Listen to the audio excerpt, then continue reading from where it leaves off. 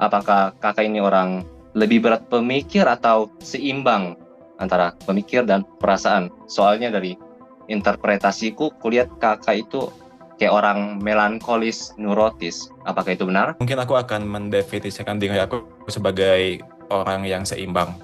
Karena selain hobiku adalah memikirkan hal-hal yang gak guna, orang lain kalau misalkan bergaul dengan aku, mereka akan menganggap bahwa aku tuh adalah orang yang mudah tersinggung atau orang yang perasa. Ya, kenapa aku tahu Iya. aku adalah orang perasa? Kalau lihat film yang bagus, ceritanya dapat, aku tuh bisa nangis. Jadi kayaknya aku bisa disebut perasa in that sense, tapi aku juga bisa disebut seorang pemikir karena hobiku adalah memikirkan hal-hal yang kayak ya hal-hal filosofis. Juga lagi baca-baca bukunya si David Benata yang bukan hanya pesimis, tapi dia juga seorang antinatalis.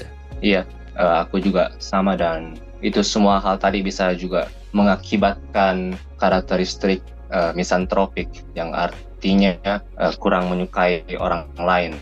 Salah satu alasan kenapa orang menjadi antinatalis, alasan pertama yang biasanya yang aku suka itu adalah karena penderitaan. Alasan yang kedua itu bukan karena penderitaan, tetapi karena mereka tidak menyukai manusia aja. That is Iya misanthropis. benar.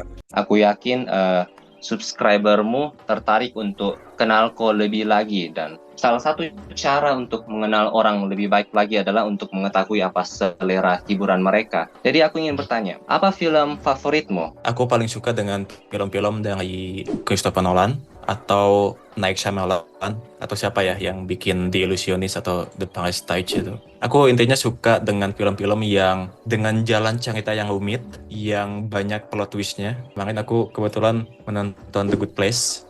Itu The Good Place itu buat aku nilainya betul-betul 9,5 dari 10 lah. Atau film juga ada yang filosofis sih, yang pernah aku bahas di YouTube aku. Film animasi apa sih judulnya ya Allah lupa lagi. Anomalisa? Anomalisa ya. Karena Anomalisa tuh betul-betul film yang buat aku selain selain filosofis tapi betul-betul menyentuh sama aku gitu karena aku bisa merasa relate gitu loh. Karena aku masih merasakan bahwa kita nih betul-betul nggak didesain untuk bahagia gitu. Ya benar. Apa yang aku pengenin sekarang? Aku pengen, misal aku pengen popularitas, aku pengen kaya. Mungkin ketika aku dapat popularitas, mungkin untuk waktu 6 bulan atau 1 tahun aku bisa merasa senang atau bahagia gitu ya. Tetapi ya ujung-ujungnya apa? Ujung-ujungnya bosan. Dan di Anomalisa itu betul-betul disampaikan dengan sangat-sangat filosofis dan sangat-sangat keren banget sih. Dan The Good Place itu, wah, kalau misalkan ada teman-teman yang nonton ini dan mencari series filosofis, aku akan sangat saranin The Good Place karena The Good Place itu kalau nggak salah dibikin oleh filsuf juga sih, dan aku paling suka di ujungnya gitu ketika mereka berhasil mencapai surga, dan ketika di surga apa yang mereka dapat, mereka cuman dapat kebosanan doang sampai mereka pengen oke, apalagi nih yang mesti gue lakuin di sini gitu. Iya, sungguh pintar Christopher Nolan. Filmnya yang merupakan salah satu dari 4 film terfavoritku yaitu berjudul Tenet. Ya, Good Place. Bagaimana? Itu ada ya tema-tema kelam seperti itu juga merupakan film yang kusuka. Salah satu film yang berdampak besar bagiku yaitu Synecdoche, New York. Itu film disutradarai oleh Charlie Kaufman. Dia yang menulis Eternal Sunshine. Yes. Yaitu Itu film Anomalisa juga Charlie Kaufman juga kan ya? Iya, disutradarai oleh Charlie Kaufman juga. Synecdoche, New York itu filmnya kelam tentang laki-laki yang cerai, terus banyak tragedi, anaknya meninggal, terus dia takut kematian, apa segala macam. Itu film sungguh ubah drastis pahamku, dan itu film ajarkan aku akan menjadikan kematian sebagai motivator untuk melakukan kebaikan, untuk tidak lewatkan kesempatan, ambil dan kerjakan banyak kesempatan semaksimal mungkin sebelum menyesal di akhir hidup. Selain paham itu yang diubah drastis oleh Synecdoche New York, itu film juga sempat goyahkan imanku akan agama. Sekarang untuk bilang aku religius boleh, tapi aku percaya pada konsep non-mainstream Tuhan yang memiliki lensa estetika tertentu. Aku penasaran Kak, kamu kuliah jurusan apa? Aku sebetulnya baru mulai kuliah dan aku ngambil sastra Inggris. Sebetulnya aku nggak dapat ilmu-ilmu yang aku share di YouTube kayak filsafat dan sains itu aku nggak dapat dari perkuliahan. Tapi aku dapat dari teman-teman aku kebetulan aku aktif di komunitas buku dan aku ketemu dengan banyak teman-temanku yang mahasiswa filsafat dan mahasiswa sains. Kenapa Kenapa Inggris? Inggris? Well, karena itu adalah pilihan yang paling dekat untuk aku gapai sih ya. Ya, untuk yang dikejar di kehidupan itu bukan kebahagiaan dari tujuan, tapi kebahagiaan dari proses. Ketika kita melihat di proses kita membuat sebuah kemajuan, ada kemajuan. Kebahagiaan tuh terlalu ini ya, definisinya terlalu abstrak, jadi aku kayaknya bakal ngomong meaning aja lah. Karena justru aku nangkap Ya meaning benar. itu didapat dari penderitaan, dari perjuangan. Karena kalau misalkan Ya kita benar. hidup gak punya penderitaan, gak ada perjuangan, ya kayak di endingnya The Good Place, kamu gak bakal sama sekali gak merasa hidup sih. Hal menarik dan hal yang bisa bikin menghangatkan hati adalah meme Little Dark Age. Jadi itu meme menggunakan lagu Little Dark Age. Itu lagu tentang penderitaan, perjuangan, ada kaitannya dengan masa medieval kan. Jadi menghangatkan hati untuk melihat bagaimana komunitas internet merayakan pertualangan dari penderitaan. Mereka mendapati itu mengagumkan. Kulihat di story IG-mu kau nonton Call Me By Your Name bersama pacarmu kan? Nih pasanganku kebetulan Ya, lagi ada. Ya, ya setelah aku aku lihat itu story IG, aku rasa, entah apakah itu ide yang bagus untuk kau nonton sama pacarmu karena kau tahu lah di film itu ada ya, adegan seks gay, jadi bisa awkward. ya, Awkward kah? ya. Eh, itu sebetulnya adalah ide pasanganku ya. Aku selalu bilang bahwa aku nggak mau nonton film Call Me by Your Name, meskipun itu film kalau nggak salah dapat penghargaan kan ya. Tapi ya balik lagi itu bukan film yang buat aku merasa aku bisa dapat feel-nya, aku bisa puji. Maaf aja aku nggak suka. Jadi ketika ada ya dan pas nonton sama pasanganku dan ada bagian seksnya, sebetulnya kalau cowok cewek aku pasti bakal nonton sih dan nggak apa-apa, nggak biasa aja gitu loh. Tapi karena cowok sama cowok dan aku adalah hetero, jadi ya aku menutup mata ketika adegan seksnya itu. Tapi kalau ngomongin film ya, selain yang tadi aku sebutin, yang paling aku suka ini judulnya, apa sih, Johnson Family kayak gitu, yang kulit hitam itu. Ceritanya itu adalah orang kulit hitam yang berasal dari keluarga yang disfungsional. Jadi ceritanya adalah ayah dan anak, dan mereka terlibat ayah dan anak kulit hitam, dan mereka Seks. having sex. Dan ketika ayahnya tua itu ada scene yang sangat mengganggu ya, dimana si ayahnya ini yang ketika udah tua meronta itu maaf diperkosa oleh anaknya. Itu buat aku film yang sangat mengganggu sih. Kamu mesti nonton, nanti aku kalau ingat nanti aku bakal DM kamu dan suruh kamu untuk nonton itu. Oke, boleh. Ya, saya mau bilang Kak, kalau selamat sudah punya pasangan cinta, karena untuk orang melankolis kayak kakak itu merupakan hal yang jujur baik untuk terjadi. Iya, aku juga merasa beruntung banget dan aku akan bilang aku sangat beruntung dan aku akan memuji-muji dia karena kebetulan dia ada di sisi aku sekarang. Oke. Kalau kakak merasa nyaman untuk berbagi, kalau tidak nggak usah berbagi. Gimana pertemuan pertamanya kakak dengan pacarnya kakak?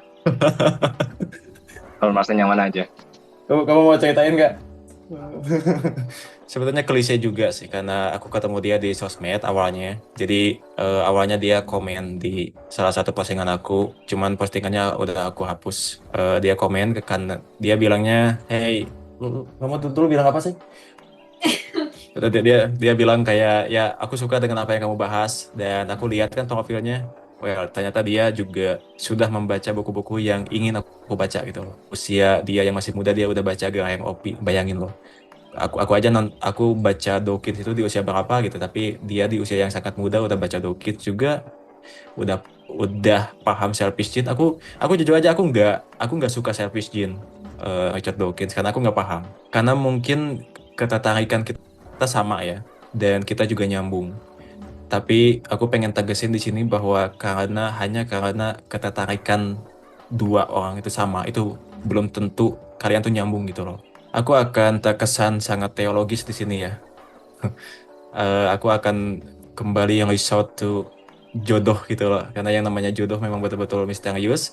Dan ketika kamu berpikir bahwa oh kalian mah jodoh karena kalian mempunyai ketertarikan yang sama, oh enggak juga, karena aku pernah bertemu dengan orang yang ketertarikannya sama, tetapi kita nggak nyambung. Tapi sama dia untungnya nyambung. Jadi aku sangat Iya. bahagia ketemu sama dia tuh. Itulah. Oke, selamat. Salah satu tipe film itu adalah anime. Kebanyakan orang Indonesia suka anime. Kalau ada, apa anime kesukaanmu dan jelaskan mengapa? Yang aku tonton paling Naruto Shippuden dan aku suka banget itu.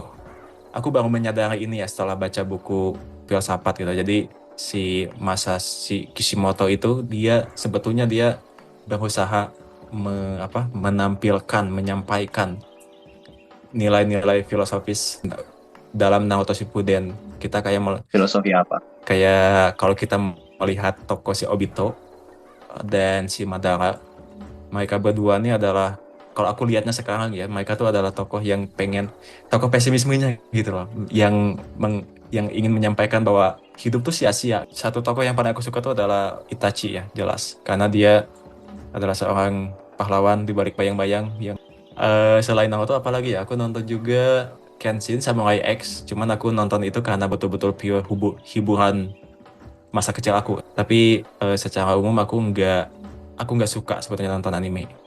Makanya anime aku tonton cuman itu doang. Bahkan anaknya Boruto aku nggak nonton.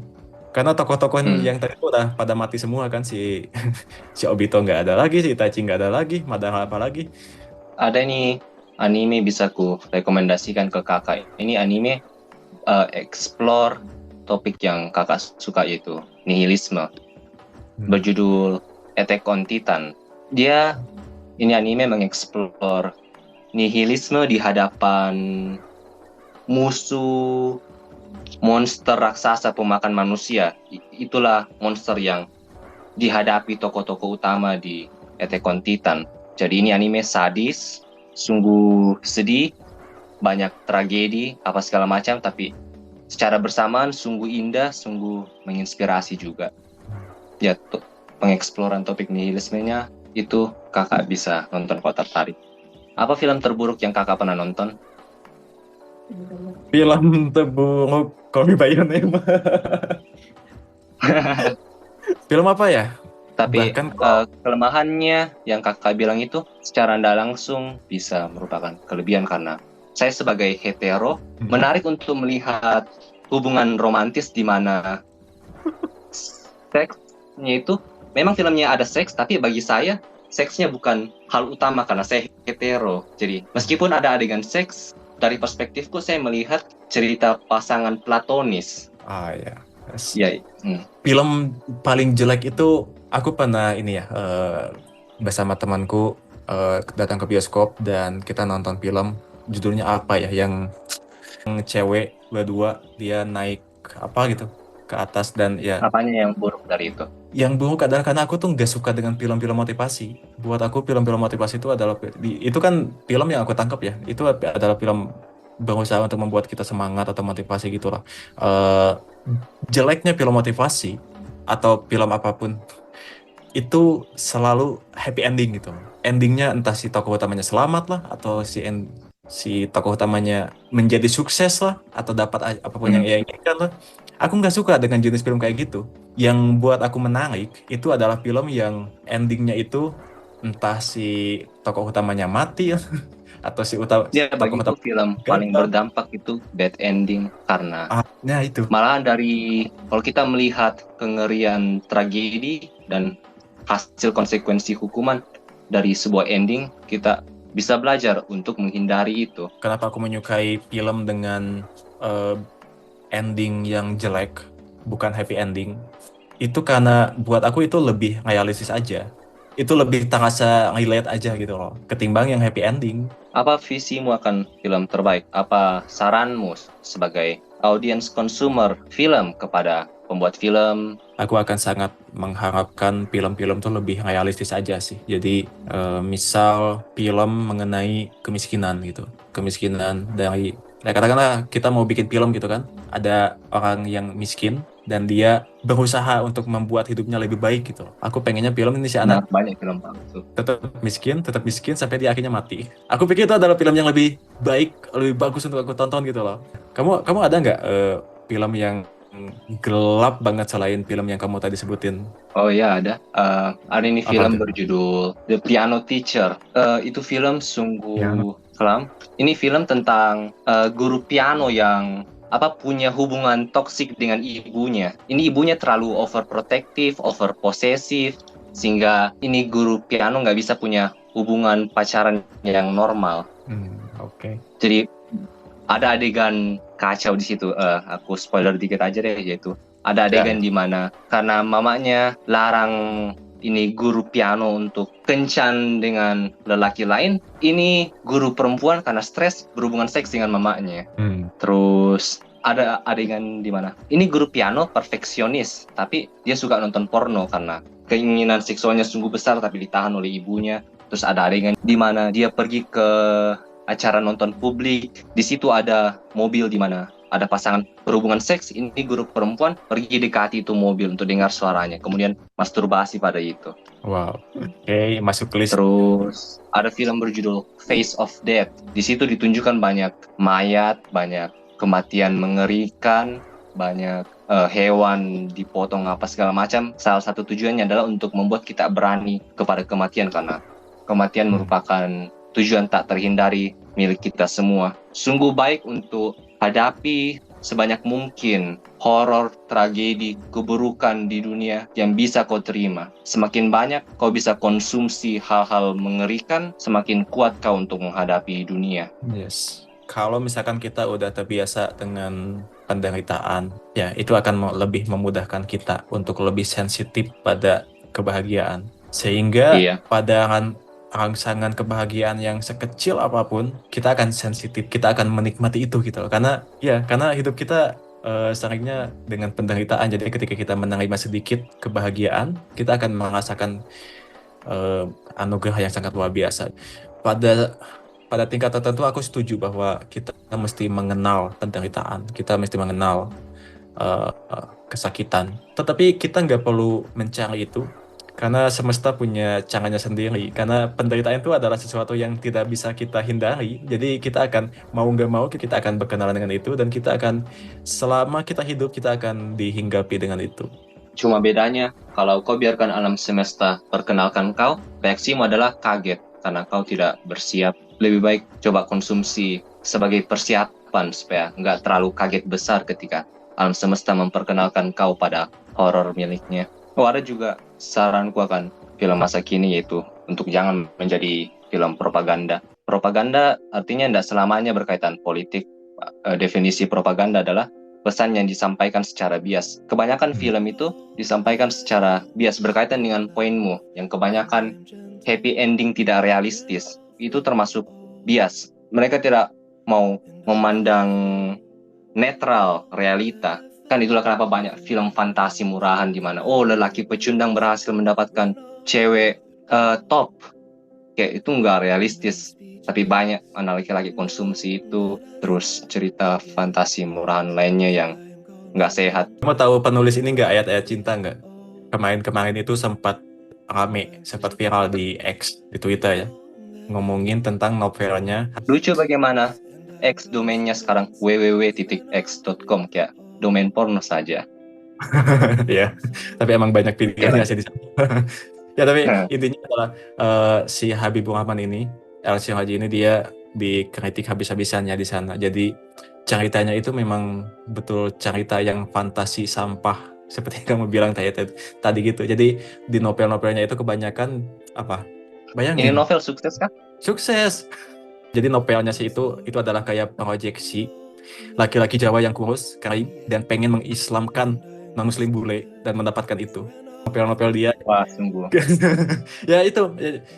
Aku tadi pas kamu bilang kebanyakan kita tuh ceritanya adalah fantasi sampah. Dan aku jadi inget ke sana sih. Oh my God. And I'm desperate